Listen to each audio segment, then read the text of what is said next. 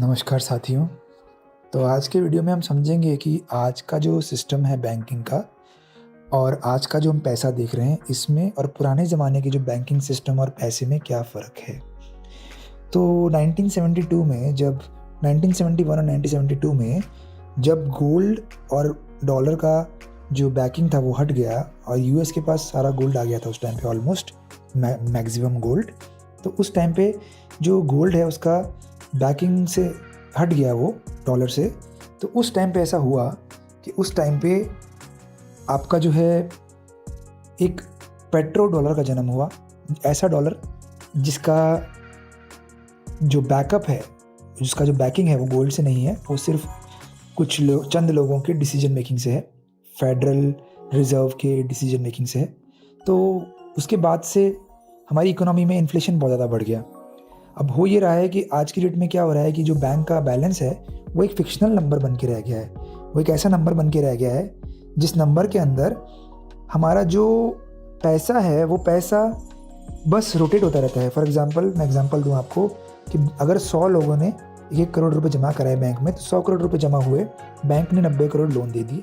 Bank ने 90 crore loan दिए 90 लोगों को, तो वो वापस वो बैंक का लोन पूरा करेंगे और बैंक उससे काफ़ी इंटरेस्ट कमाएगा।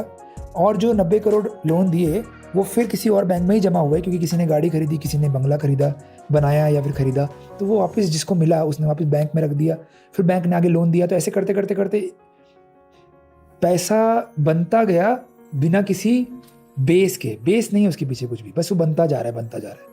तो वो एक साइकिल बन जाती है, एक लूप बन जाता है जिसके अंदर पैसा बनता जाता है बिना किसी पैंदे के। तो ये बिना पैंदे की बाल्टी जिसको हम बोल सकते हैं। तो ये चीज़ को ख़त्म करने के लिए आया बिटकॉइन।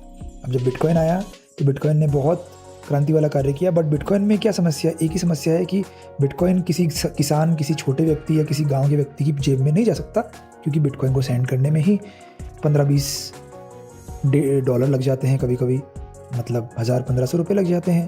तो कोई व्यक्ति अगर 10 रुपये का बिटकॉइन लेना चाहे तो नहीं ले सकता, क्योंकि वो अगर 10 रुपये का बिटकॉइन लेगा तो उसको ट्रांसफ़र करने में ही फीस ज़्यादा लग जाएगी।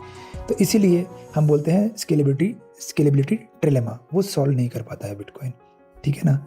अब यहाँ बात आती है कि अब हम क्या कर सकते हैं, अब हम कैसे इस चीज़ को सॉल्व कर सकते हैं। तो नेक्सा ने यही किया। नेक्सा क्या कर रहा है कि एक तरह से ये डिजिटल गोल्ड ना होकर प्रोग्रामेबल गोल्ड हो गया, स्टोर ऑफ वैल्यू ना होकर जो बिटकॉइन का रियल वर्जन, जो हमारा सतोशी नाकामोटो का जो विजन था कि ये एक P2P इलेक्ट्रॉनिक कैश सिस्टम बने। अगर आप बिटकॉइन पेपर की हेडिंग देखेंगे तो P2P इलेक्ट्रॉनिक कैश सिस्टम होती है। तो उसके लिए इन्होंने, सतोशी नाकामोटो ने इसको सोचा था कि बिटकॉइन ऐसा होगा, but bitcoin store of value बन के रह गया।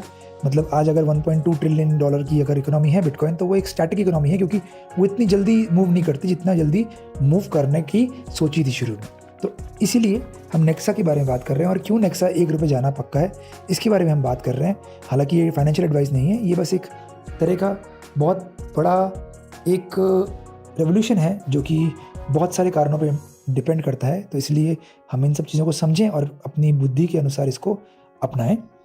अब मैं आपको ये सब चीज़ें बता रहा हूँ और आने वाले वीडियोज़ में और अच्छे से समझाता रहूँगा। धन्यवाद।